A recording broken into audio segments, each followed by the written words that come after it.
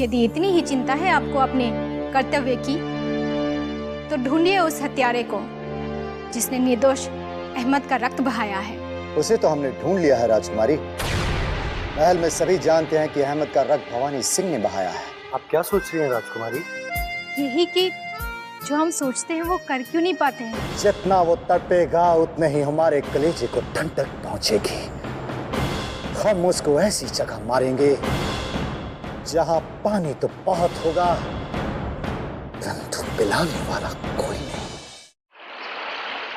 आजा आजा आजा आजा आजा आजा आजा आजा। फंस गई मेरे सपनों की रानी, फंस गई। अरे पागल हो गया क्या? मछली को सपनों की रानी बताकर क्यों अपनी इज्जत का बट्टा लगा रहा है? ये मैं मछली को नहीं, राजकुमारी किशोरी को बता रहा हूँ, ये कल रात मेरे सपनों में आई थी। कुछ भी बोल बलवान, तू मेरे से अधिक सुंदर है, किंतु है बहुत झूठा। कल राजकुमारी तो मेरे सपनों में आई थी, फिर तेरे सपनों में कैसे आ गई? ऐसा कैसे हो सकता है बड़े भैया? एक राजकुमारी एक साथ दो महायोद्धाओं के सपनों में कैसे आ सकती है? यानी कि तू झूठा है। तेरे सपनों में राजकुमारी नहीं बल्कि उनकी दासी शीला आई थी ना। बड़े भैया मेरा माथा गरम मत करो, तुम जितने बड़े बदसूरत हो उतने बड़े झूठे भी हो। अरे कल पूरी रात जाग जाकर मैंने राजकुमारी किशोरी को अपने सपनों में देखा, फिर वो तुम्हारे पास कैसे आ सकती है? जरूर उस चुड़ैल मक्कार संध्या को देखा होगा। ए मूर्ख और मक्कार तो तुम है। जागते हुए कोई सपना देखता है क्या? नहीं तो क्या आंख बंद करने के बाद कुछ दिखाई देता है क्या? इस पूरे संसार में कोई भी ऐसा मनुष्य नहीं है जिसे आंख बंद करने के बाद कुछ दिखाई देता हो। फिर तुम्हें कैसे दिखाई दिया? तूने बड़े भैया पे हथियार चला, नमक हराम। ये ले, ये ले।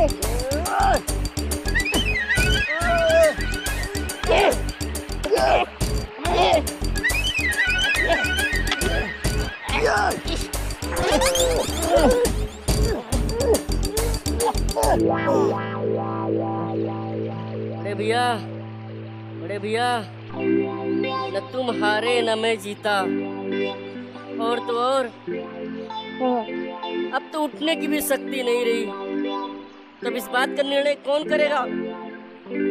राजकुमारी जी किसके सपनों में आई थी, मेरे या तुम्हारे? इसका निर्णय तो राजकुमारी किशोरी को ही लेना पड़ेगा, वरना न्याय अधूरा रह जाएगा।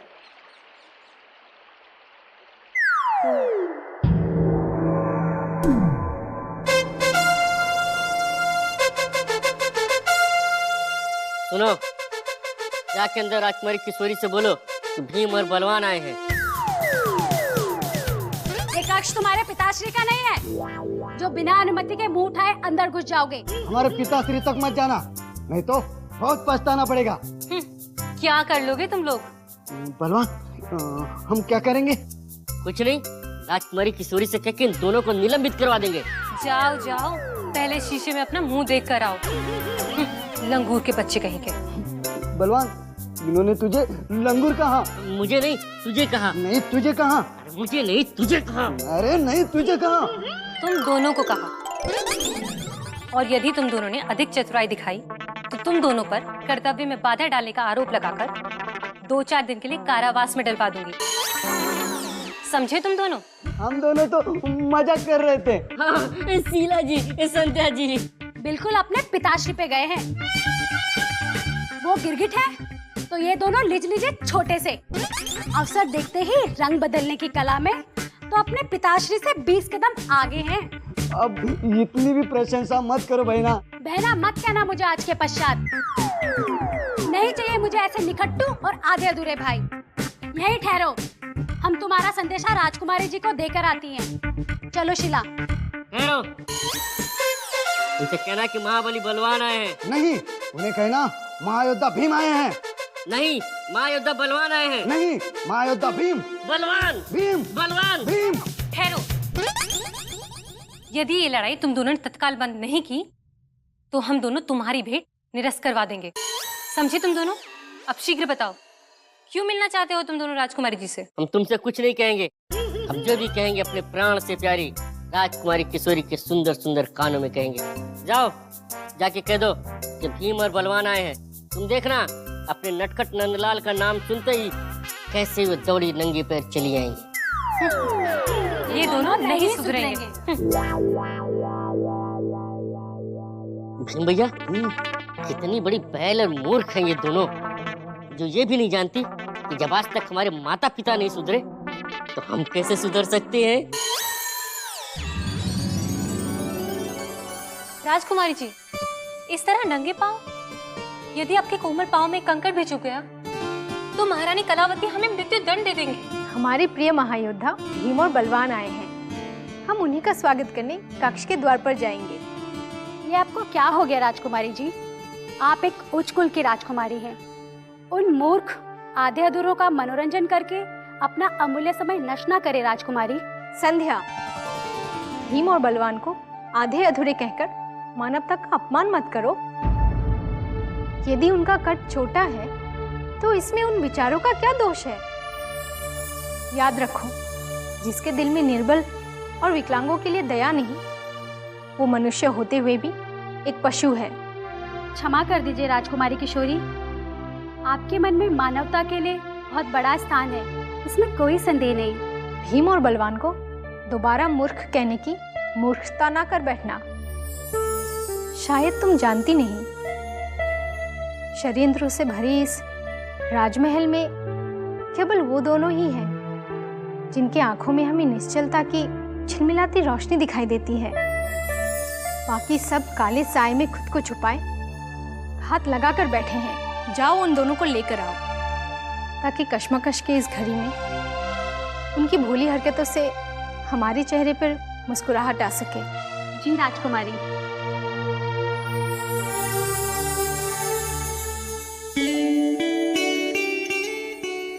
चलिए, राजकुमारी जी ने आपको अंदर बुलाया है।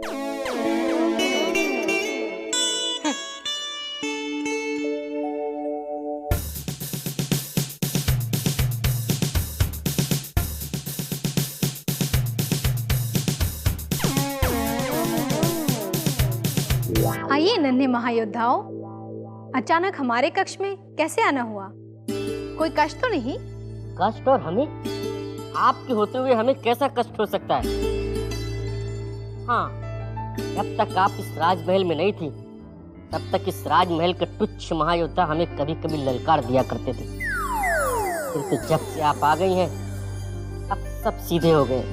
अब तो बड़े बड़े महायोद्धा भी सीधे हो जाएंगे, जो पिताश्री की स्वामी भक्ति का ढोंग करते रहे हैं। अब किसके पिताश्री के बारे में कह रही है? आपके या हमारे? हमारे। यानी हमारे होने वाले ससुर जी।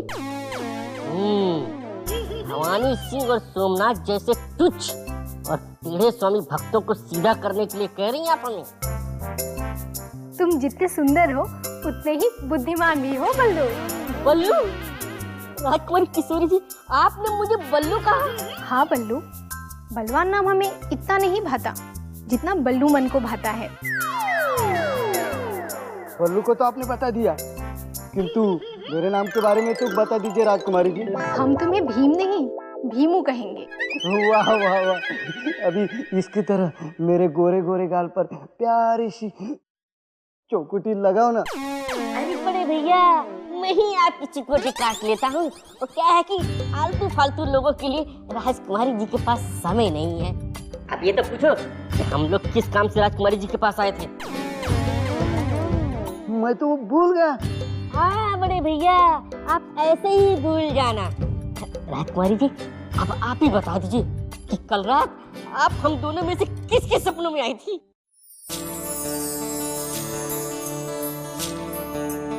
आप दोनों में से हम कल किसके सपनों में आए थे? राजकुमारी जी, आप मेरे सपनों में आई थी।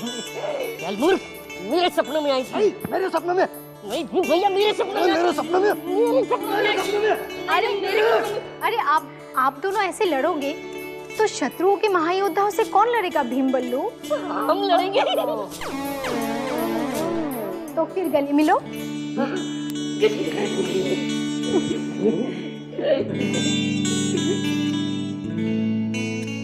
हम दोनों अपने पिताश्री की आज्ञा को ठुकरा सकते हैं राजकुमारी जी, किंतु आपकी आज्ञा को कभी नहीं। अब आप ही ये बता दीजिए कि हम दोनों में से कल रात आप किसके सपने में आई थी? ये हम तुम्हें आज नहीं तब बताएंगे, जब किसी दिन हम तुम्हें अपने साथ नदी किनारे सैर करने ले जाएंगे। जो आज्ञा राजकुमारी जी, हम दोनों भाई भी आपके संग संग नदी में खूब डुबकी लगाएंगे, और जब आप डूबने लगेंगी तब हम दोनों महायोद्धा आपको आसानी से बचा लेंगे।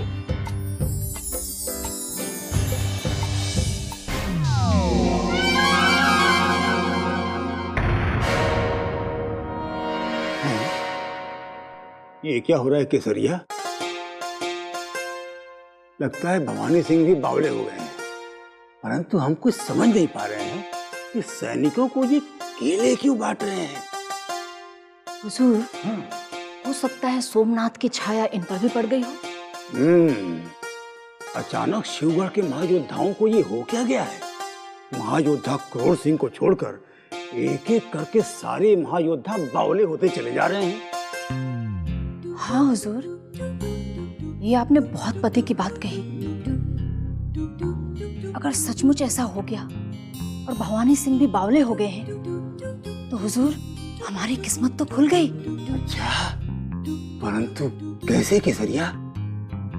हुजूर जरा सोचिए, सोमनाथ, जिस प्रकार सोमनाथ एकदम बावले हो गए हैं, अपनी सारी अकड़ भूलकर सीधे साधे गाय की तरह हो गए हैं, ठीक उसी तरह भवानी भी हो जाएंगे। और यदि सचमुच ऐसा ही हुआ तो इस महल में सिर्फ आपका ही रुतबा होगा हुजूर, सिर्फ आपका ही राज होगा। आओ अंदर चल के देखते हैं कि राज क्या है, आखिर ये केले क्यों बांट रहे हैं। नहीं हुजूर, अंदर जाकर देखने की क्या जरूरत है, जब सब कुछ यहीं से दिखाई दे रहा है तो आप मुसीबत को क्यों दावत दे रहे हैं? केसरिया, आखिर तुम कब समझदार बनोगी? तुम समझती क्यों नहीं कि हम ये जानने का प्रयास कर रहे हैं कि भवानी सिंह जी पूरी तरह से बावले हो चुके हैं या आधे ही बावले हुए हैं? समझ गई?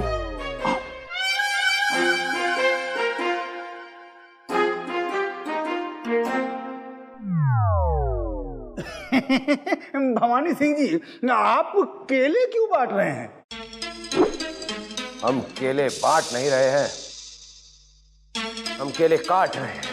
काट रहे हैं?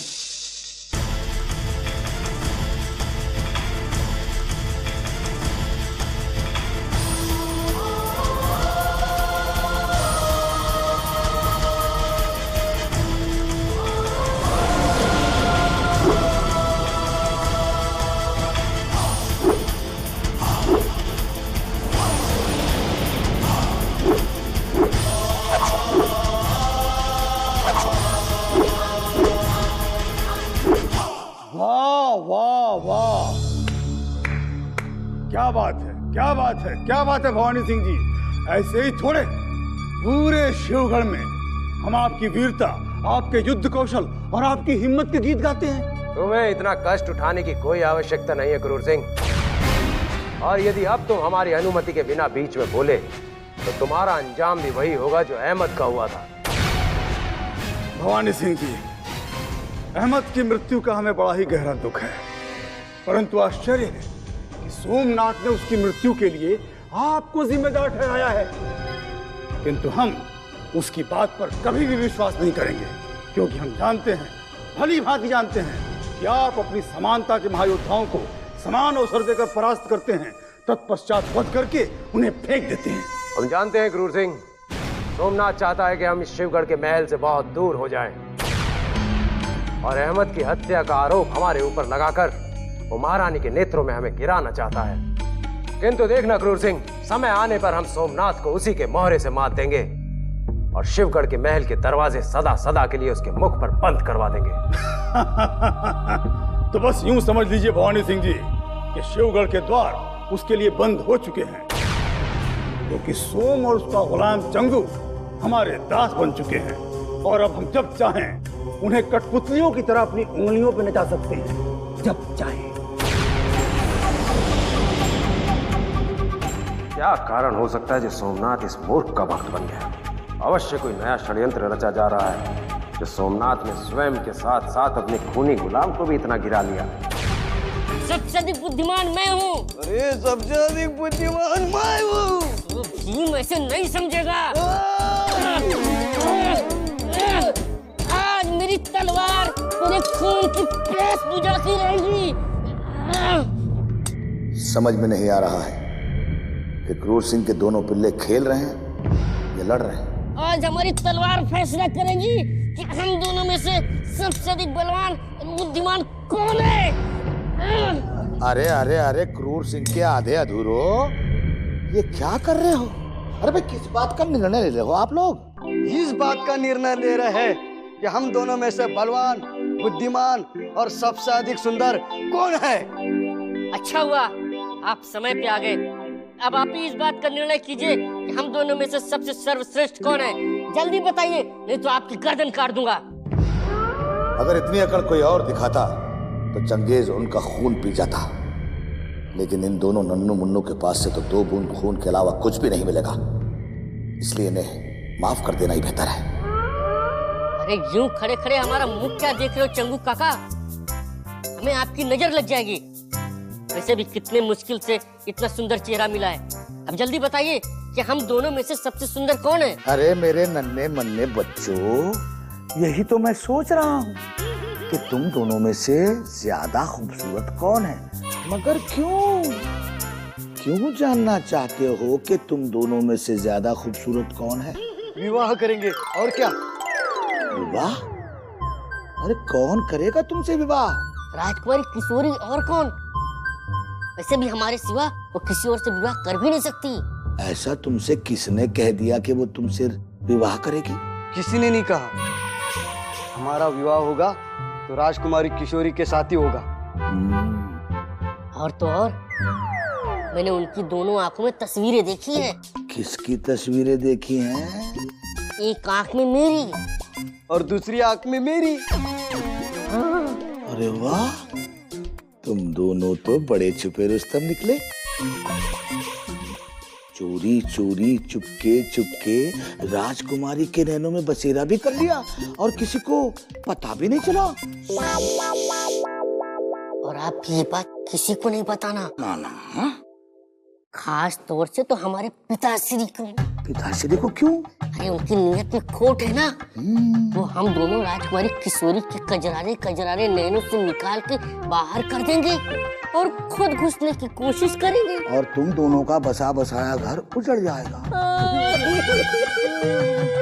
ना मेरे बच्चों, मत रो। अब अपने कोमल कोमल गालों से ये खारे खारे आंसू पोंछो। शाबाश। मैं ये बात तुम्हारे पिताजी से तो क्या, शिवगढ़ महल में किसी से भी नहीं बताऊंगा कि तुम दोनों राजकुमारी के नैनों में बसते हो।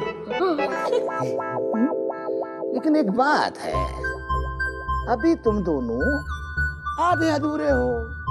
अगर तुम मेरी तरह लंबे चौड़े होते तो राजकुमारी तुमसे खड़े खड़े विवाह कर लेती। क्या बात कर रहे हैं? हमने तो लंबे होने की बहुत कोशिश की, किंतु हुआ कुछ नहीं।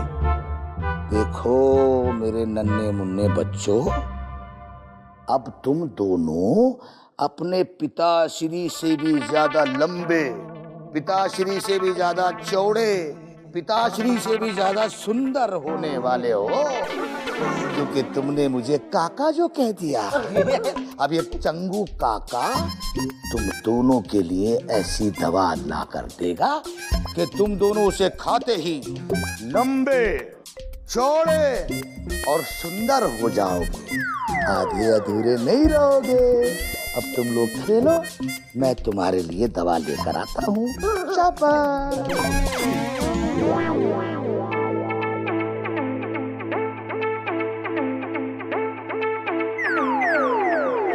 अब हम लंबे हो जाएंगे, राजकुमारी किशोरी के दूल्हे बन जाएंगे। हम लंबे हो जाएंगे, राजकुमारी किशोरी के दूल्हे बन जाएंगे।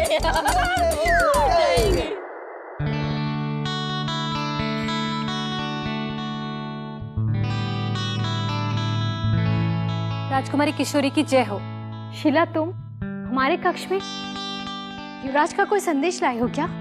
नहीं, पर मैं वो मानचित्र चुरा कर लाने में अवश्य सफल हो गई हूँ, जिसकी सहायता से अतिथि युवराज को महल की गुप्त सुरंग तक पहुंचाया जा सकता है।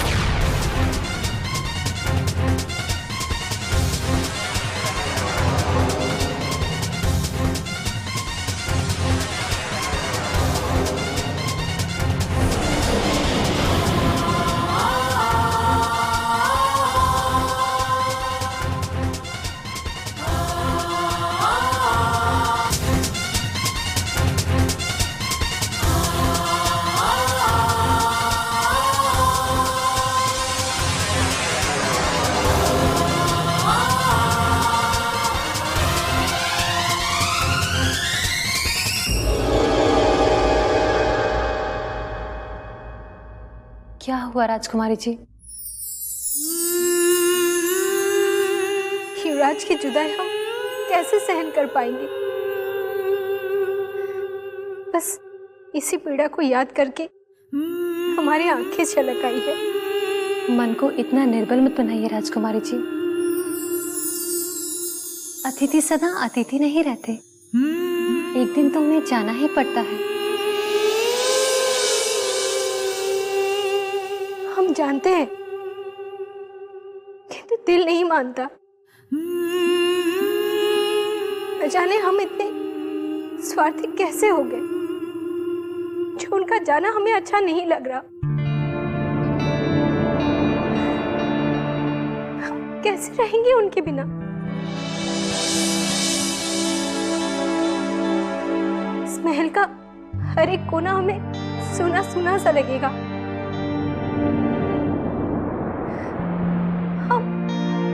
हम क्या करें और क्या नहीं, हमें कुछ समझ में नहीं आ रहा।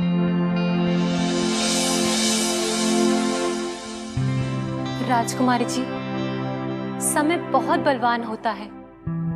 समय के साथ हर किसी की यादें धुंधली पड़ जाती हैं और धीरे धीरे देखना आप भी उनकी यादों से मुक्त हो जाएंगी।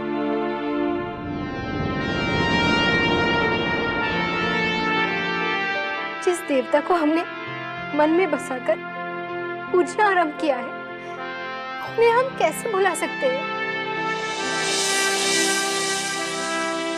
कैसे दो राहे पर आकर हम खड़े हो गए हैं। उन्हें यहाँ रख भी नहीं सकते और चाहते हुए भी नहीं देख सकते। यदि आप उनसे सच्चा प्यार करते हैं तो आपको अपने दिल पर पत्थर रखकर उन्हें उस सुरंग तक पहुंचाना ही होगा, जहां से वो सुरक्षित अपने राज्य तक पहुंच सकते हैं। वरना महल में छिपे अनेक शत्रु उनके प्राण छीन सकते हैं। नाजिम, आजकल हमारा भाग्य प्रबल है। देखना, एक ना एक दिन सोमनाथ की तरह भवानी सिंह भी हमारा दास बन जाएगा। ऐसा प्रतीत होता है जैसे हमारा राजयोग प्रारंभ हो गया है। हुजूर, आपके साथ साथ मेरे भी राजयोग की शुरुआत हो गई है। जैसे ही आप महाराज बने, वैसे ही फौरन मुझे भी नवगढ़ और विजयगढ़ का राजा बना देना। अवश्य नाजिम, अवश्य। हुजूर, हुजूर, गजब हो गया हुजूर। किसी अज्ञात चोर ने महल की तिजोरी का ताला तोड़कर महल के गुप्त मानचित्र को चुरा लिया। कौन कर सकता है गुप्त मानचित्र की चोरी? केसरिया, तत्काल पता करो, कहीं उस चोर ने गुप्त मानचित्र के साथ साथ सारा राजकोष तो नहीं खाली कर दिया? नहीं हुजूर, यही तो आश्चर्य की बात है। उस अज्ञात चोर ने महल की तिजोरी से गुप्त मानचित्र के अलावा एक दमड़ी तक को हाथ नहीं लगाया हुजूर। इसका मतलब ये हुआ कि महल के किसी शख्स ने ही उस खुफिया नक्शे को चुराया है हुजूर। हाँ, मुझे तो इसमें कोई गहरी साजिश नजर आती है हुजूर। नाजिम, शीघ्र पता लगाओ कौन हो सकता है वो चोर और इसके पीछे उसका षड्यंत्र क्या है। अच्छा हुजूर, मुझे तो इसमें महाराज शिवदत्त का हाथ लगता है हुजूर। कैसी बातें करते हो नाजिम? हुजूर, भला महाराज शिवदत्त को अपनी ही तिजोरी का ताला तोड़कर किसी वस्तु को चुराने की क्या आवश्यकता है? कभी कभी मालिक को भी अपने घर में चोरी करने की जरूरत पड़ जाती है केसरिया। हाँ, सियासत की दुनिया में कुछ भी मुमकिन हो सकता है। नाजिम हुजूर, चलो यदि तुम्हारी बात मान भी लेते हैं कि इस गुप्त मानचित्र की चोरी के पीछे महाराज शिवदत्त का हाथ है, तो भी ये समझ में नहीं आ रहा है कि इसके पीछे कारण क्या हो सकता है। डर, दहशत। आपकी दहशत ने महाराज शिवदत्त को यह काम करने पर मजबूर कर दिया है। संभलपुर में बैठे बैठे महाराज शिवदत्त को यह पता चल चुका है कि आपको वो जंग में कतई नहीं हरा सकते।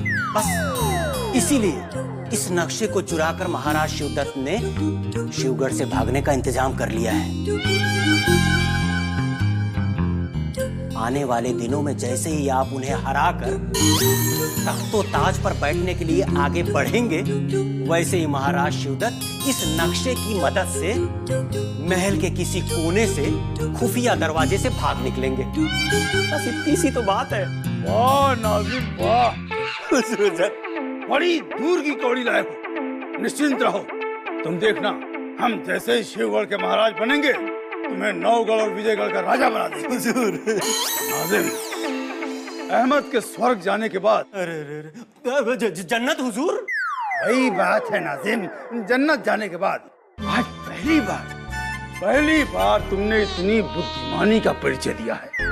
और हाँ केसरिया, हमारे दुलारे अहमद के हत्यारे या कुछ पता चला? जी हुजूर, महल में रहने वाले सभी अधिकारियों को भवानी सिंह पर संदेह है। केसरिया, संदेह और महायोद्धा क्रूर सिंह में कोई अंतर नहीं होता है। हम समझे नहीं हुजूर। हम समझाते हैं। जिस प्रकार महायोद्धा क्रूर सिंह कहीं एक जगह नहीं टिकते, उसी प्रकार संदेह अपनी दिशा बदलता रहता है। संदेह हमें भवानी सिंह, चंडीलाल, सोमनाथ, चंगेज खान और कभी कभी तो नाजिम पर भी होता है। हुजूर कसम से, अरे उस बेचारे को भला मैं क्यों मारूंगा? अरे वो तो मेरा यार था, मेरा दोस्त था। भला क्यों संदेह में संदेह आप किए जा रहे हैं? दहाड़े मार मार के रोए, आपको दिखाई नहीं दिया? पूरी कौड़ी तो देते नहीं, बेचारे की मजार बनवाने। नाजिम, संदेह जब तक ठोस सबूत ना मिल जाए, संदेह केवल संदेह होता है। तुम देखना, हम ठोस सबूत ढूंढेंगे और अहमद के हत्यारे को पकड़कर मृत्यु दंड देंगे।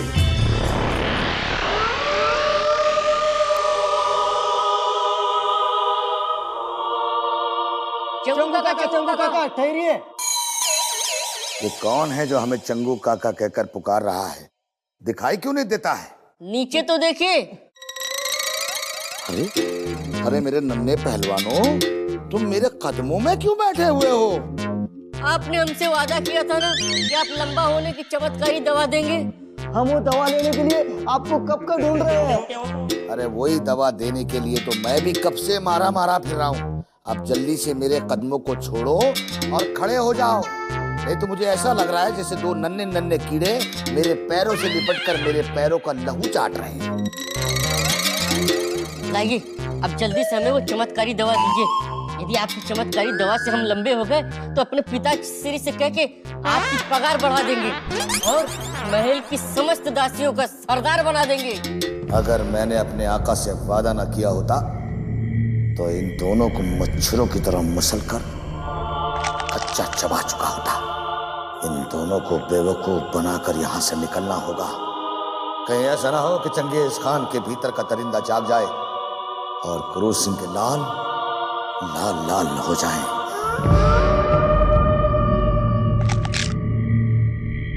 चंगू काका, आप ये गर्दन मटका के क्या सोचते रहते हैं?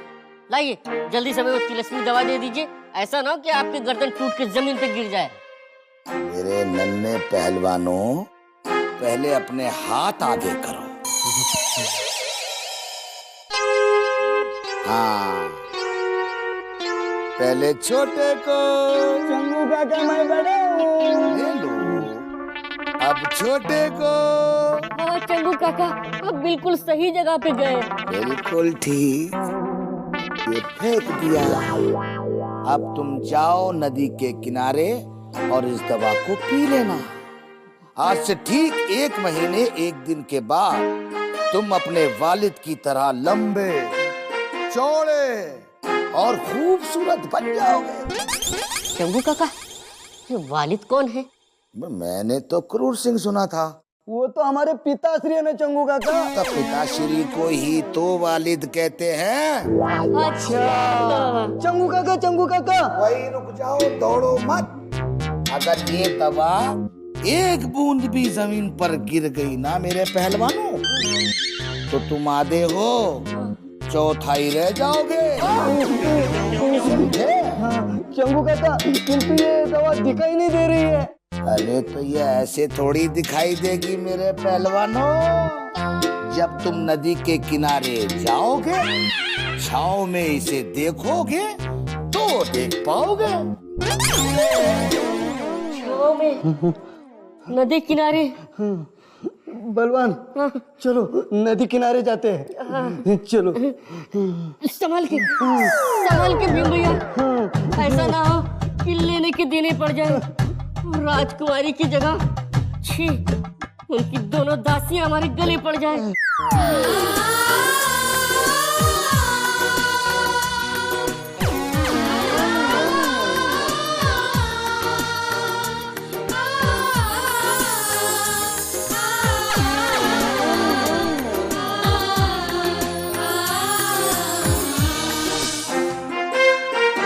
बल्लू वो देखो, मेरी स्वप्न सुंदरी आ रही।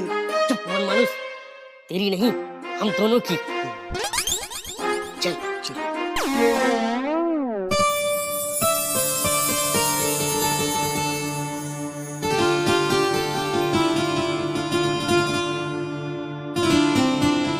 राजकुमारी जी, आप कैसी हैं? ऐसे हाथ फैलाए हमारे दोनों महायोद्धा कहाँ चले जा रहे हैं? छोटे भैया बता दूं हम कहाँ और किस कार्य के लिए जा रहे हैं? नहीं भीम भैया, यदि हमने बता दिया कि हम नदी किनारे जा रहे हैं तो इस दवा का असर समाप्त हो जाएगा, जिसे हमने अपने हाथों में थाम के रखा है। किंतु तुम्हारे हाथ तो खाली दिखाई दे रहे हैं। मुझे तो लगता है ये दोनों हाथ फैलाए कहीं भिक्षा मांगने जा रहे हैं। शीला, तुम सेविका हो और सदा सेविका ही रहोगी संध्या, कभी उन्नति नहीं कर सकती। यदि तुम राजकुमारी किशोरी की दासी नहीं होती तो हम ये क्या हो गया तुम्हें? हे भगवान, कहीं ये स्वयं के क्रोध से मर ना जाए राजकुमारी जी। शांत हो जाइए महायोद्धा बलवान। इतने छोटे से शरीर से इतना क्रोध निकलना ठीक नहीं है। आप कहती हैं तो मैं शांत हो जाता हूँ राजकुमारी जी, किंतु अपनी इन दासियों को समझा दीजिए कि हम भीम और बलवान के मुंह नहीं लगे। अगर ये आपकी सेविकाएं नहीं होती तो आज हम इन्हें छोड़ते नहीं। यदि आगे से हम महायोद्धा भाइयों के सामने कुछ गुस्ताखी की तो हम नहीं, इन दोनों के साथ हमारे शस्त्र बात करेंगे। किंतु तुम्हारे हाथ तो खाली दिखाई दे रहे हैं। कहाँ हैं तुम्हारे शस्त्र? हम अपने शस्त्र भीतर छिपा के रखते हैं ताकि शत्रु हमें निहत्था समझकर भ्रमित हो जाए। अब फालतू में व्यर्थ की बातें करके समय नष्ट मत कीजिए।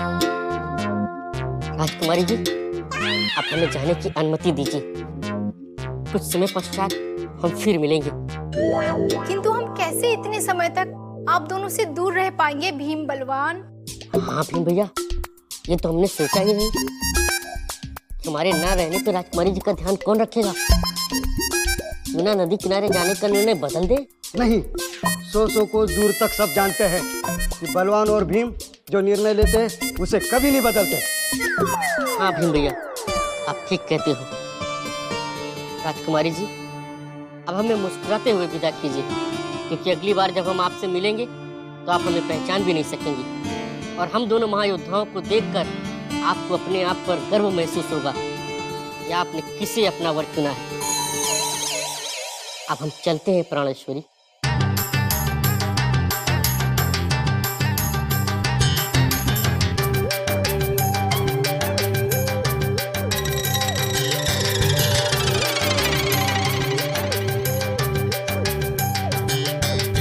कहीं ये दोनों पागल तो नहीं हो गए राजकुमारी जी, जो इस तरह की उल्टी सीधी हरकतें करने लगे हैं?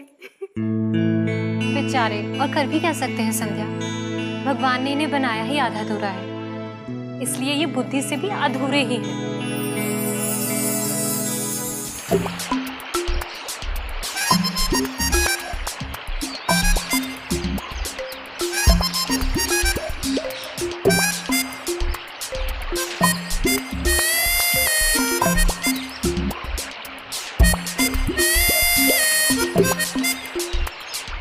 बड़े भैया, अब हमारे लंबे होने का समय आ गया। मैं नदी के इस किनारे पे रुकता हूँ और आप उस किनारे पर जाके दवा को पीजिए। हाँ हाँ, बधाई हो छोटे भैया। हम 1 महीना और 1 दिन के बाद पिताश्री से भी लंबे और सुंदर दिखाई देंगे। ठीक, पिताश्री क्या, हम महाराज सीतत की तरह बुद्धिमान, बलवान और महान हो जाएंगे। नहीं, उनकी शक्ल हमें नहीं चाहिए, क्योंकि राजकुमारी हमें पति के जगह पर पिता कहेंगे। अरे हाँ, ये तो मैंने सोचा ही नहीं। ठीक है, अब आप नदी के उस किनारे जाके दवा पीजिए और मैं यहाँ पीता हूँ। कहीं ऐसा ना हो कि इससे पहले दवा का असर खत्म हो जाए। हाँ, ठीक है।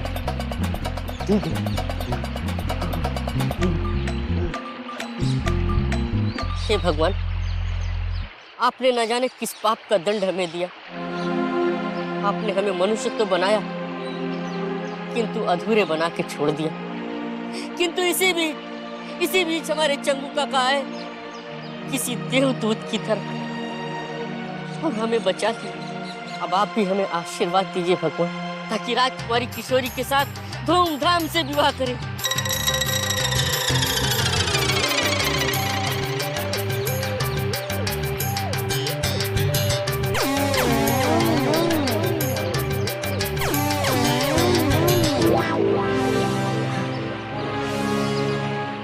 पेट में कुछ होने लगा, इसका मतलब दवा का असर होने लगा।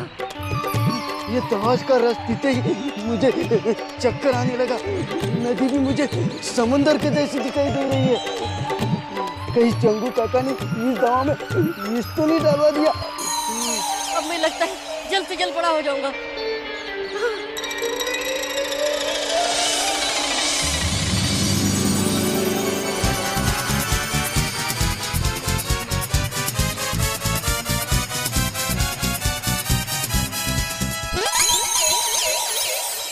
भीम, ये आवाज तो मेरी है। मैं तो यहाँ हूँ। मुझे किसने पुकारा?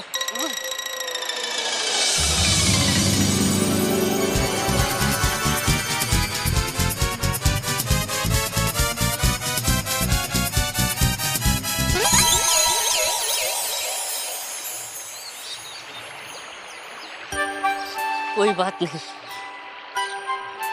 आज से ठीक 1 महीने 1 दिन में मैं भी बिल्कुल तुम्हारी तरह वीर और बलवान हो जाऊंगा। वीर और बलवान हो जाऊंगा। अब चलता हूँ, देखता हूँ हमारे बड़े भैया क्या कर रहे हैं।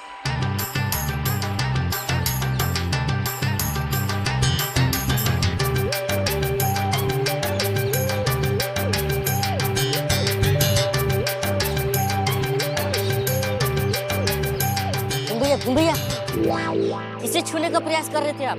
अरे बलवान, ये दवा पीते ही चमत्कार हो गया। मुझे लंबा चौड़ा भीम दिखाई दिया। और मुझे भी लंबा चौड़ा बलवान दिखाई दिया। चंगू काका ने तो हमारा जीवन ही बदल दिया। अभी नहीं, 1 महीने 1 दिन के बाद हमारा जीवन बदल जाएगा। चलो भीम भैया, अब हम महल में चलते हैं। चलो चलो चलो। महारानी जी, एक अति शुभ संदेश लेकर आई हूँ। शीघ्र बताओ, क्या संदेश है? क्या महाराज संबलपुर से वापस आ रहे हैं? जी नहीं, परंतु स्वामी त्रिलोकीनाथ जी महल में पधार चुके हैं। शीघ्र बताओ, कहाँ है स्वामी त्रिलोकीनाथ जी इस महल में? वो महल के मुख्य द्वार पर प्रवेश कर चुके हैं। यदि आपकी आज्ञा हो तो उन्हें कक्ष में ले आओ महारानी जी। नहीं, उन्हें उस पवित्र मंदिर में लेकर जाओ जहाँ हम उनकी आरती उतारेंगे। जो आज्ञा महारानी जी। इस महल के आकाश पर छाए हुए संकट के बादल अब अति शीघ्र दूर होने वाले हैं, क्योंकि स्वामी त्रिलोकीनाथ जी के चरण कमल अब इस महल में पड़ गए हैं। आपकी प्रतीक्षा शिव मंदिर में कर रही हैं। पधारिए स्वामी जी। महल का वो शिव मंदिर हम कैसे भूल सकते हैं। आज वर्षों पश्चात एक बार फिर से उसी पवित्र स्थान पर रानी कलावती को हमें आशीर्वाद देने का सौभाग्य प्राप्त हो रहा है। चलिए। बाबा त्रिलोकीनाथ की, बाबा त्रिलोकीनाथ की।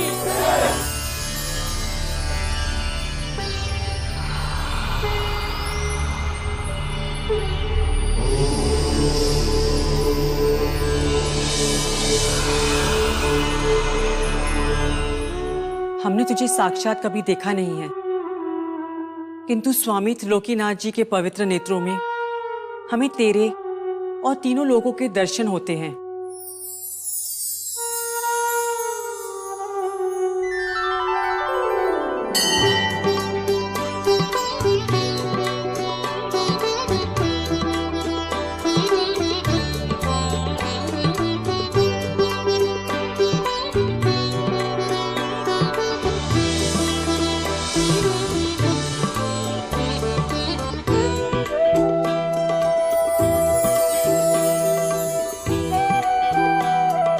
प्रणाम स्वामी जी। चिरंजीवी भव। कलावती, एक तुझ से संत को भगवान की संज्ञा मत दे। कलावती ने कभी भगवान को देखा नहीं, परंतु आपके भीतर सारे लोग दिखाई देते हैं।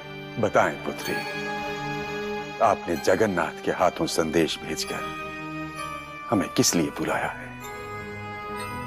कदाचित आपको मालूम नहीं कि हम अपनी दीर्घ समाधि को भंग करके कुछ क्षणों के लिए ही इस पवित्र स्थल पर आए हैं। बताइए। शिवगढ़ का महल जिसे अभिशप्त हो चुका है, जहां दृष्टि उठाकर देखो तो वहां छल कपट दिखाई देता है। अचानक इस महल की रौनक किसी अज्ञात डरावने सन्नाटे में क्यों लुप्त हो गई?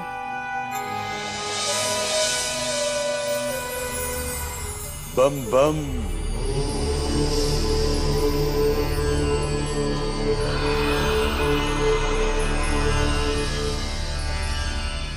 इसका कारण है पुत्री तुम्हारा अपना ही सुहाग।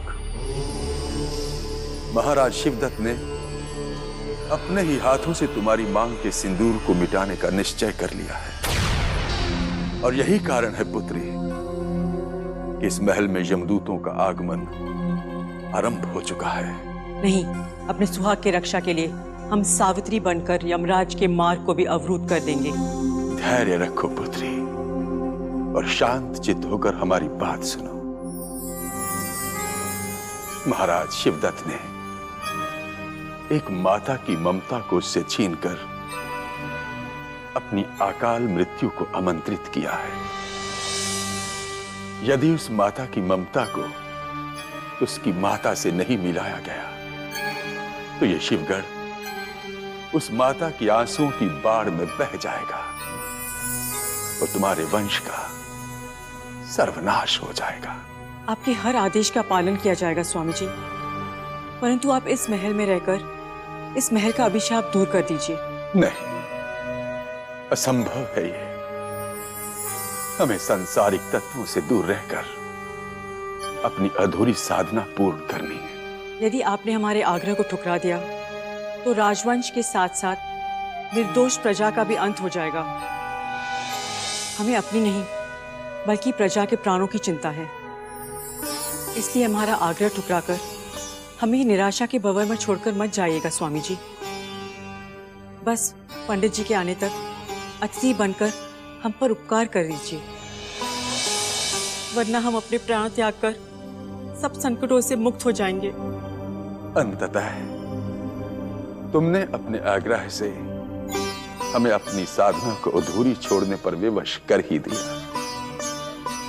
अब धैर्य रखो पुत्री, अपने नासुओं को पोंछ डालो, क्योंकि शिवगढ़ पर छाए हुए इस अभिशाप का योग बहुत शीघ्र टूटने वाला है।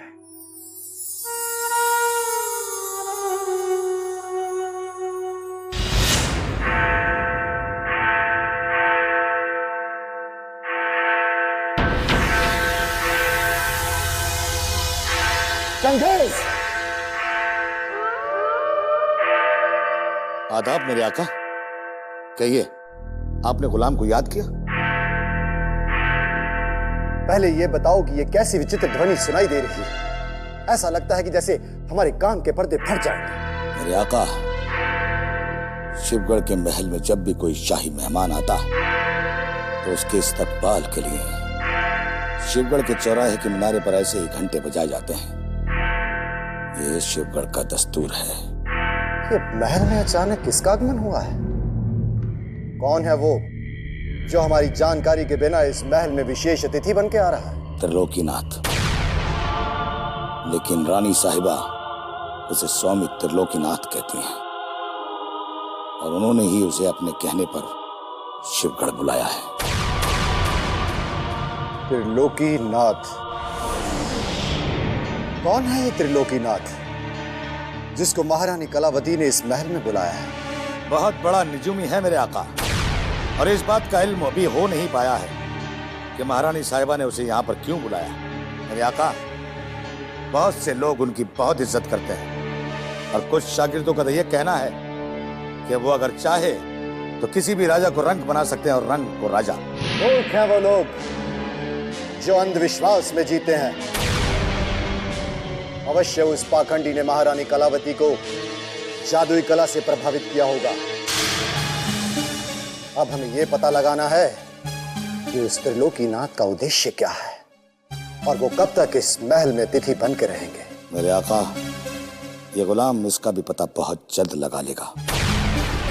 लेकिन इस वक्त आप त्रिलोकीनाथ के इस्तकबाल के लिए तैयार हो जाइए। हम महाराज शिवदत्त के सिवा किसी का स्वागत नहीं करेंगे। उस ढोंगी को हमने नहीं, महारानी कलावती ने आमंत्रित किया है। मेरे आका, बदकिस्मती से महारानी साहिबा ने महल के योद्धा, महायोद्धा और सभी मुलाजिमों को त्रिलोकीनाथ की अफगानी के लिए बुलाया। अगर आप नहीं गए तो आपको महारानी की नाराजगी झेलनी होगी। मना मत कीजिएगा मेरे आका, वक्त खराब चल रहा है। ठीक है, तो हम भी देखते हैं कि स्वामी त्रिलोकीनाथ दिखते कैसे हैं और उनके स्वागत के लिए कौन कौन आता है।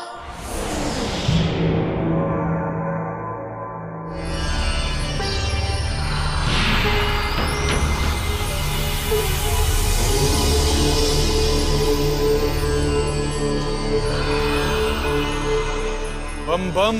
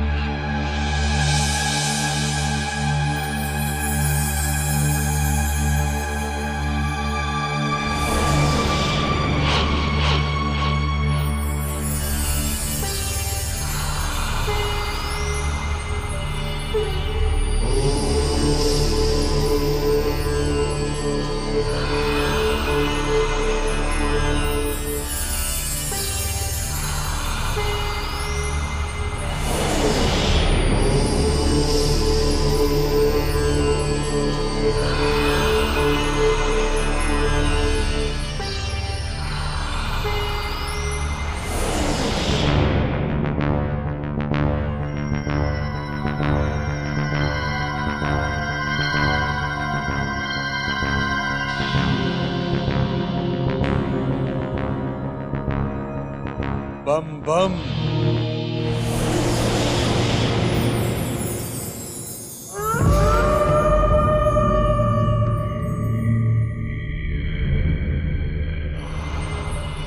इस मुस्कुराहट के पीछे क्या क्या छुपा है, बहुत जल्द वो सब कुछ सामने आने वाला है।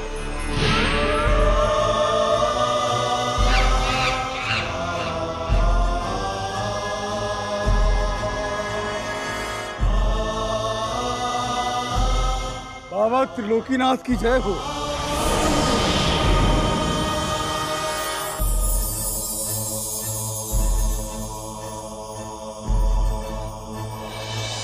लगता है ये ढोंगी बाबा हमारी झील सी गहरी आंखों के पानी में डूबकर ये भी भूल गया है कि शिवगढ़ के महल की दीवारों को चाट चाट कर खोखला करने वाले सबसे बड़े दीमक तो हम ही हैं। यदि ये कमबख्त इस सत्य को भांप लेता तो हमें इतने प्यार से मुस्कुरा कर देखने के स्थान पर वैसे ही गुर्रा कर देखता जैसे भवानी सिंह और सोम को देख रहा था। जिसे तीनों लोगों को एक साथ अपने तीसरे नेत्र से देखने का वरदान मिला है, उस त्रिलोकीनाथ को तेरा कपटी मन पढ़ने में क्षण भी नहीं लगा। अज्ञानी मनुष्य, हम तो ये सोचकर मुस्कुरा रहे थे कि तेरे भाग्य में ठोकरों के अतिरिक्त कुछ नहीं लिखा है।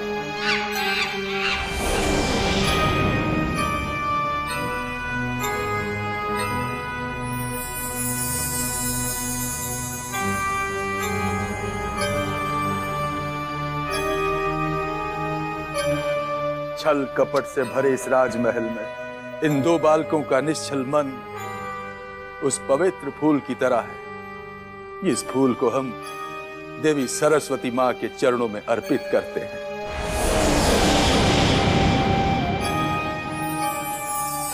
बाबा त्रिलोकीनाथ की, बाबा त्रिलोकीनाथ की, बाबा त्रिलोकीनाथ की, बाबा त्रिलोकीनाथ की, बाबा त्रिलोकीनाथ की, बाबा त्रिलोकीनाथ की, बाबा त्रिलोकीनाथ की।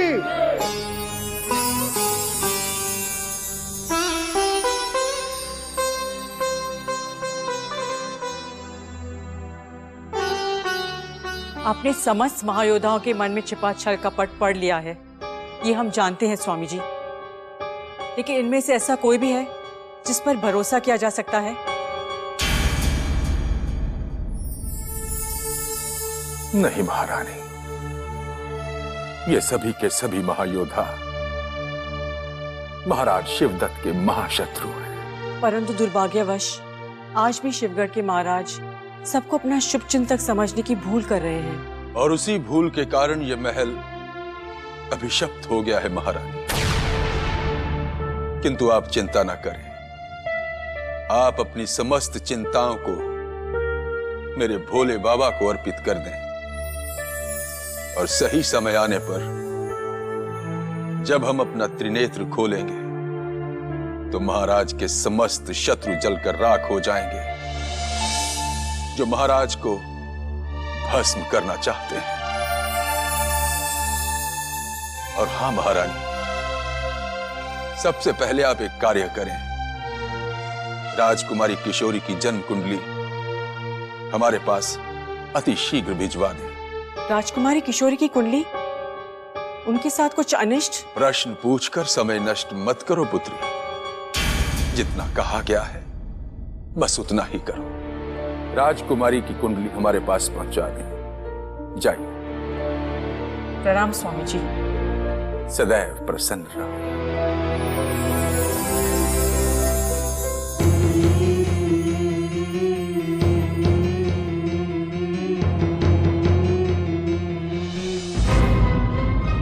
अवश्य किशोरी पर किसी संकट की छाया पड़ चुकी है, वरना स्वामी जी अचानक किशोरी की जन्म कुंडली नहीं मांगते।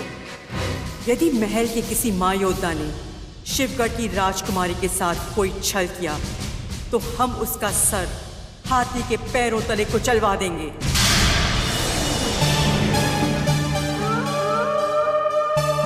त्रिलोकीनाथ बहुत शातिर है मेरे आका। उसने मुझे देखकर यह भांप लिया कि अहमद का कत्ल मैंने किया है। उसे आपके गुलाम पर शक है।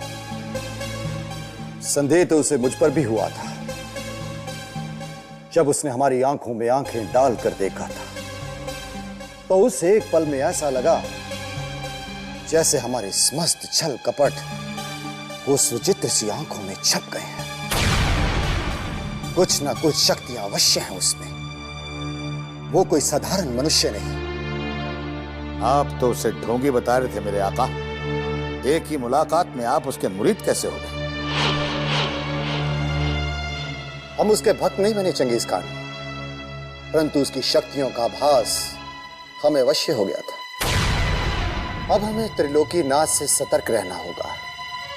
यदि किसी रोज हमारे काले भेद महारानी कलावती के सामने खुल गए तो इस महल के द्वार हमारे लिए सदा सदा के लिए बंद हो जाएंगे।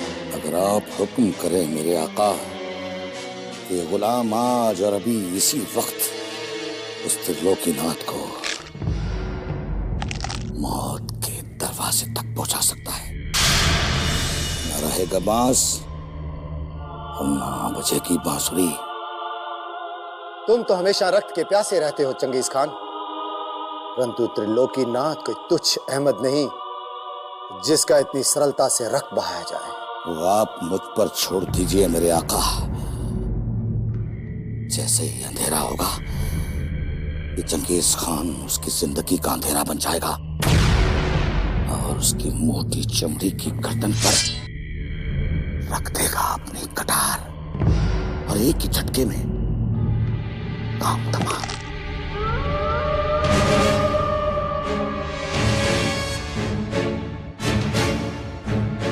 आप अपने गुलाम को हुक्म दे दीजिए। नहीं चंगेज खान, नहीं, बिल्कुल नहीं। तुम त्रिलोकीनाथ के समीप भी नहीं जाओगे। यदि इस समय हमसे कोई चूक हुई तो हमारे सारे राज महारानी कलावती के सामने खुल जाएंगे। हम महारानी कलावती के मन में उचित स्थान बनाना चाहते हैं। हमें त्रिलोकीनाथ की सेवा और सम्मान का ढोंग करना होगा ताकि हम पर कोई शक न कर सके। आका का हुक्म गुलाम के सर आंखों पर। अब आप बताएं कि आपका नया हुक्म क्या है गुलाम के लिए? समस्त कार्य छोड़कर केवल तुम इतना पता लगाओ कि महारानी कलावती का स्वामी त्रिलोकीनाथ को इस महल में बुलाने का उद्देश्य क्या है।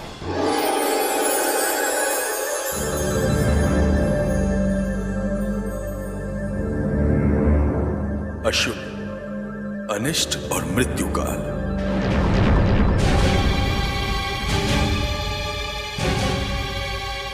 समस्त महल से देवताओं का आशीर्वाद लगभग उठ चुका है और दानवों ने महल के कोने कोने पर अपना अधिकार जमा लिया है। स्थिति इतनी गंभीर हो चुकी है कि कभी भी ये महल रेत की तरह बिखर कर ढह सकता है।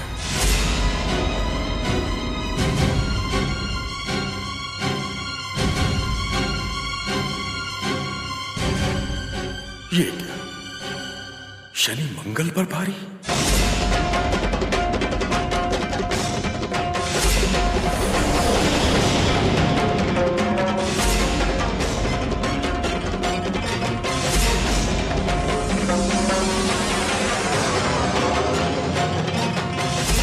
बेचारी किशोरी, अंततः नियति ने उसके भाग्य में विधवा होने का दुख लिख ही दिया और नियति का लेखा मनुष्य तो क्या देवता भी नहीं टाल सकते।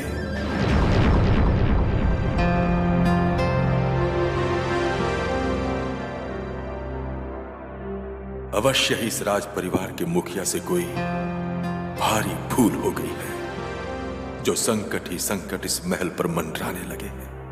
स्वामी जी गहन विचारों और अध्ययन में लीन है। इस समय ने महारानी कलावती का संदेश देना उचित नहीं। पुत्री, महारानी ने हमारे लिए कोई संदेश भेजा है क्या? ये आपने कैसे जान लिया स्वामी जी?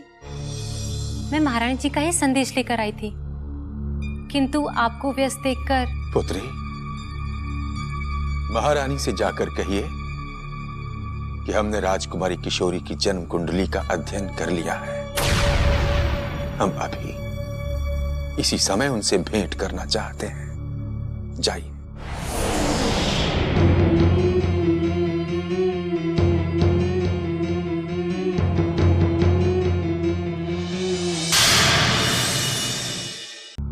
उसका विधवा होना भी निश्चित है। नहीं, अनिष्ट होना भी और भी शेष है कलावती। इस महल में एक दुष्ट व्यक्ति ऐसा है जो नाग की तरह कुंडली मार के बैठा है, जो समय आने पर राजकुमारी किशोरी को डसकर आपकी और महाराज शिवदत्त की खुशियों को ग्रहण लगा सकता है। कौन है वो दुष्ट जो हमारे ही महल में हमारी सुपुत्री पर घात लगाए बैठा है? हमें उसका नाम बता दीजिए, हम उसे इसी वक्त इसी समय सूली पर चढ़ा देंगे। दुर्भाग्य से उस विषैले नाग की मृत्यु का योग अभी नहीं बना है। और जब तक किसी मनुष्य की मृत्यु का योग नहीं आता, तब तक स्वयं यमराज भी उसे नहीं छू सकते। किंतु वो दुष्ट है कौन? यदि हमें उसका पता चल जाए तो हम उसकी छाया किशोरी पर कभी नहीं पड़ने देंगे। परछाई को पकड़ना असंभव होता है कलावती। जब तक सही समय नहीं आता, तब तक ना तो हम उसका नाम बता सकते हैं और ना ही उसके विषय में कोई संकेत दे सकते हैं। कैसा भाग्य लिखा कर आए हैं हम। पहले महाराज की चिंता और अब राजकुमारी किशोरी पर आने वाला संकट हमें जीने नहीं देगा। कोई तो उपाय कीजिए स्वामी जी, हमारा संसार उजड़ जाएगा। राजकुमारी के सपने टूटकर बिखर जाएंगे। धैर्य और प्रतीक्षा ही एकमात्र उपाय है कलावती। कुंडली में लिखे दुखों को टालने की शक्ति ईश्वर के सिवा और किसी में नहीं है। आप अपनी समस्त चिंताओं को, समस्त दुखों को मेरे भोले बाबा पर डाल दें, वो सब ठीक करेंगे। आप अपने आंसू पोंछ लीजिए कलावती। प्रणाम। बम बम, कल्याण हो।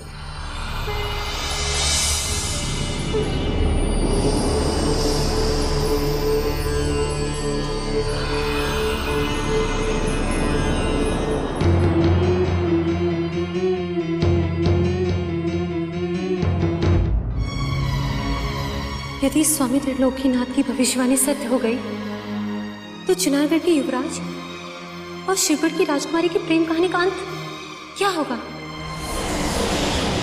शीला, मैं तुम्हें ही ढूंढ रही थी संध्या। स्वामी त्रिलोकीनाथ ने एक बहुत ही अशुभ भविष्यवाणी की है। कहीं उन्होंने ये भविष्यवाणी तो नहीं कर दी कि तुम्हारा विवाह भीम और बलवान दोनों में से किसी एक के साथ होने वाला है, जो तुम्हारा ये सुंदर मुखड़ा इतनी सर्दी में भी पसीने से गीला हो गया? नहीं संध्या, उन्होंने कहा है कि जिस दिन राजकुमारी किशोरी की डोली उठेगी, उसी दिन उनके सुहाग की अर्थी भी उठ जाएगी। नहीं, कह दो ये झूठ है, ये मजाक नहीं, मूर्खता है तुम्हारी। भला राजकुमारी किशोरी ने किसी का क्या बिगाड़ा है जो उन्हें एक ही दिन में दुल्हन से विधवा होना पड़ेगा? नहीं संध्या, मैंने स्वयं अपने कानों से स्वामी जी को ये कहते सुना है और महारानी जी की आंखों से बहते हुए आंसुओं को भी देखा है। यदि ये सत्य है तो इस अभिशप्त महल ने राजकुमारी किशोरी को आते ही डस लिया। पता नहीं सदा मुस्कुराते रहने वाली राजकुमारी किशोरी की आंखों में कितने आंसुओं के तूफान आने वाले हैं। उन्हें तो ये अशुभ संदेश देने का साहस भी नहीं हो रहा। शीला, नहीं संध्या, जब तक महारानी कलावती उन्हें स्वयं कुछ नहीं बताती है, तब तक हम भी राजकुमारी किशोरी को कुछ नहीं कहेंगे, वरना राजकुमारी किशोरी और अतिथि युवराज इंद्रजीत सिंह के ख्वाब रेत के महल की तरह ढह जाएंगे। महल का ये वो मानचित्र है युवराज, जो आपको महल के तहखाने से उस गुप्त सुरंग तक ले जाएगा, जहां से आप भाग सकते हैं। हम आपका ये उपकार कभी नहीं भूलेंगे राजकुमारी, परंतु आज आपके चेहरे पर इतनी उदासी क्यों छाई है? नहीं तो और हाँ, अवसर मिलते ही हम आपको महल के तहखाने के द्वार तक पहुंचा देंगे,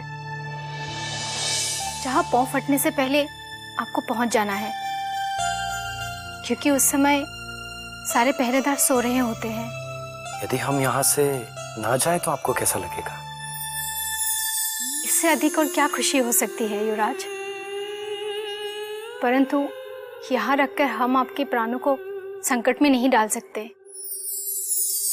इसीलिए चाहते हैं कि पिताश्री के आने से पूर्व आप अपने राज्य सुरक्षित लौट जाए। एक शत्रु के प्राणों पर इतना मोह क्यों है आपको राजकुमारी? किसने कह दिया आप हमारे शत्रु हैं? शत्रु नहीं तो कौन है हम आपके?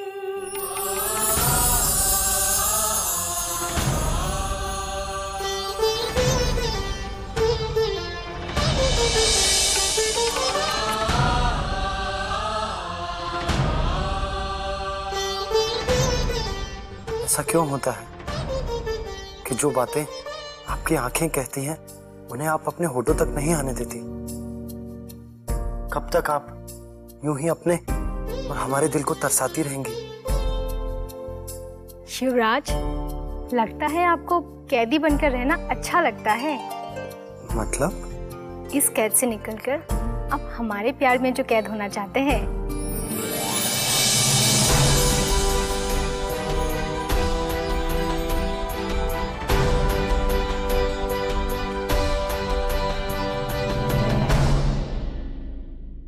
वो तो हम कब के हो चुके हैं किशोरी। आपके प्यार की कैद में हम जन्मों जन्मों तक कैदी रह सकते हैं। पता नहीं शिवराज को देखे बिना हम कैसे रह पाएंगे। उनके बिना सब सूना सूना सा लगेगा। काश उन्हें हम रोक लेते, काश हम उन्हें कभी अपनी आंखों से दूर ना करते। प्रणाम राजकुमारी। लगता है आप अभी उस युवराज के कक्ष से आ रही हैं जो हमारा शत्रु है। क्या शिवगढ़ की राजकुमारी को बार बार शत्रु युवराज से मिलना शोभा देता है? हमें क्या शोभा देता है और क्या नहीं, ये सोचने वाले आप कौन होते हैं? आपके रक्षक और सबसे बड़े शुभचिंतक। इस महल में कोई हमारा शुभचिंतक नहीं है। यहाँ सब स्वामी भक्त होने का दिखावा करते हैं, लेकिन सबके मन में स्वार्थ और विश्वासघात का विष भरा है, जिसमें से एक आप भी हैं। यही तो आपकी भूल है राजकुमारी। भवानी सिंह के अलावा इस महल में और कोई ऐसा नहीं जिसके हृदय में महाराज शिवदत्त और उनके राज परिवार के लिए तनिक मात्र भी स्वामी भक्ति हो। इसीलिए हमें आपकी चिंता कुछ अधिक ही रहने लगी है। राजकुमारी, हम चाहते हैं कि अब आप उस युवराज से ना मिलें, अन्यथा संकटों से घिरा ये महल और अधिक संकटों से घिर जाएगा। संकटों का नाम लेकर आप हमारी स्वतंत्रता पर अपना अंकुश नहीं लगा सकते हैं। हम शिवगढ़ की राजकुमारी हैं। हम पर हमारे सिवा और कोई हुक्म नहीं चला सकता है। जानते हैं, शिवगढ़ की राजकुमारी पर अंकुश महाराज शिवदत्त ही लगा सकते हैं, किंतु जब महाराज को यह ज्ञात होगा कि आप शत्रु युवराज से बार बार मिल रही हैं, तो अंजाम बहुत भयानक होगा, जो हम नहीं चाहते। राजकुमारी, अभी भी समय है, संभल जाइए, वरना आपसे पहले उस युवराज को दंड मिलेगा जो आपसे मिलने का अपराध कर रहा है। यदि आप इसे अपराध समझ रहे हैं तो हम इसे बार बार दोहराएंगे, और भविष्य में हमें कोई सलाह देने का व्यर्थ प्रयत्न मत करना। और हाँ, अतिथि युवराज की ओर दृष्टि उठाकर भी मत देखना, वरना सबसे पहले आपको दंड भुगतना पड़ सकता है भवानी सिंह।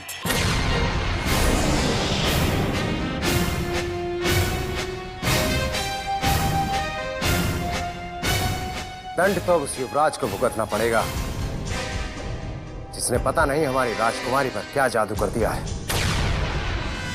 किंतु यह निश्चित है कि महाराज के संबलपुर से आने से पूर्व यदि हमारे शतरंज के मोहरे सही चाल पर चल पड़े तो हम उस युवराज को इस महल से ही नहीं अपितु उसके जीवन से भी मुक्त करा देंगे।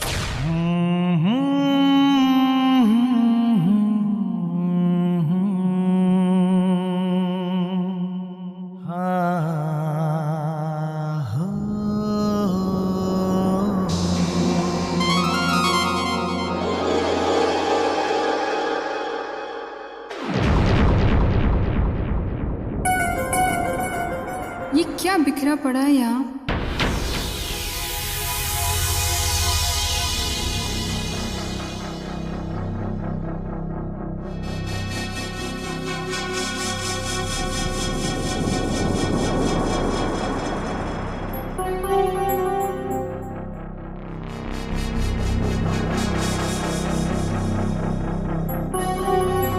ये तो महल का वो गुप्त मानचित्र लगता है जो तिजोरी से चोरी हो गया था।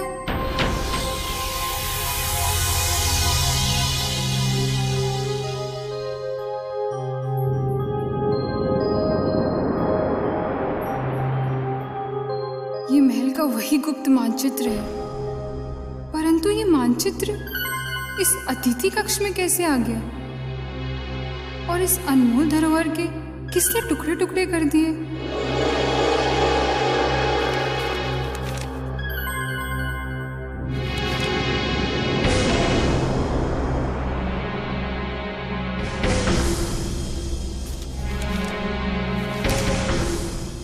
मृणालिनी,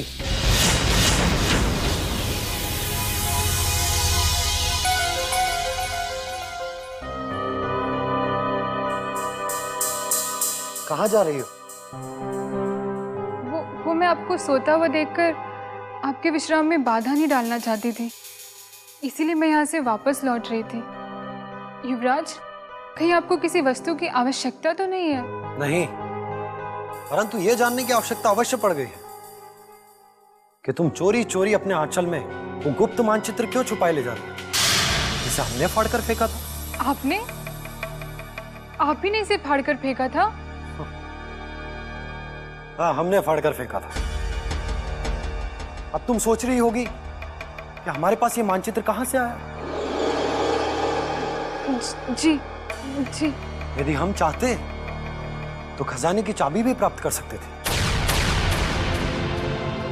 परंतु हमें धन की नहीं बल्कि यहां से मुक्त होने की आवश्यकता है।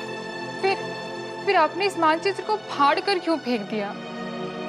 यदि आप चाहते तो इस मानचित्र की सहायता से यहाँ से कभी भी भाग सकते थे। हाँ, हो सकते थे, परंतु राजकुमारी के प्यार ने हमारे बढ़ते हुए कदमों पर जैसे बेड़ियां डाल दी। अब हम यहां से तब ही जाएंगे जब राजकुमारी किशोरी की डोली हमारे राज्य के लिए निकलेगी। युवराज, आश्चर्य में पड़ गई ना तुम? अब देखना, जब तुम्हारे महायोद्धाओं को हमारे निर्णय के बारे में पता लगेगा तो उनकी छाती पर सांप रेंगने लगेंगे।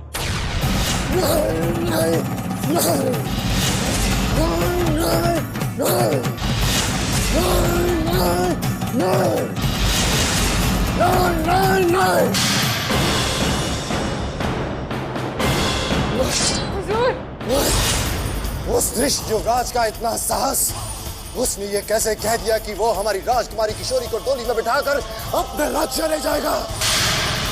उसका सर काटे बिना हमारे दिल में लगी अग्नि शांत नहीं हो पाएगी। मृणालिनी, अपने क्रोध को वश में कीजिए हुजूर।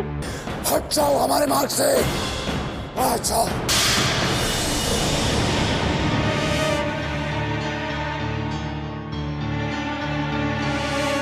मैं आपके हाथ अतिथि के रक्त से नहीं रंगने दूंगी हुजूर, क्योंकि अतिथि की हत्या आपको फांसी के फंदे तक पहुंचा सकती है।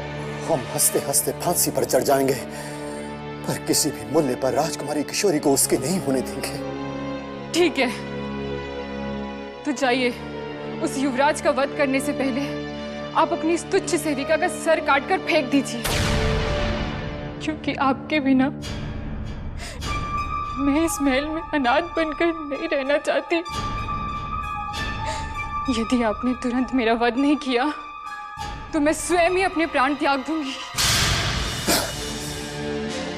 एक बार फिर तुमने उस युवराज का सर कटने से बचा लिया। तुम्हारी प्रार्थना ने हमारे बढ़ते कदमों को अंतिम बार रोका है। यदि ऐसा फिर हुआ तो मृणालिनी, तुम जीवित नहीं रहोगी।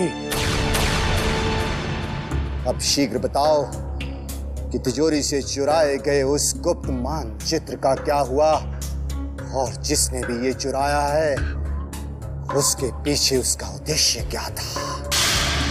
यदि सत्य बता दिया तो इसी समय सोमनाथ अतिथि युवराज का वध कर देंगे, और ना बताया तो रहस्य खुलते ही मेरा वध हो जाएगा।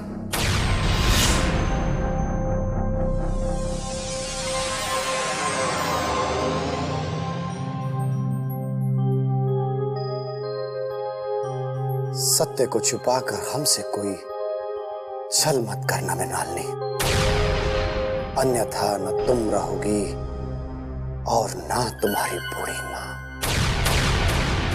तुम ये अच्छी तरह जानती हो कि ये मानचित्र किसने और क्यों चुराया है।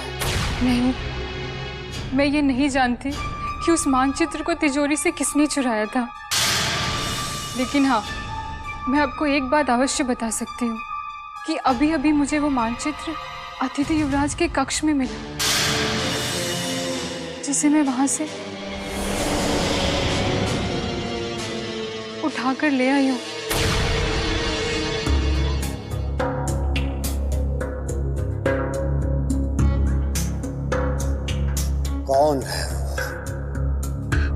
कौन है वो जिसने युवराज को सुरंग से भागने के लिए उसके कक्ष में ये मानचित्र छोड़ा और उसे नष्ट भी कर दिया? इसे उसी धृष्ट युवराज ने नष्ट किया है हुजूर।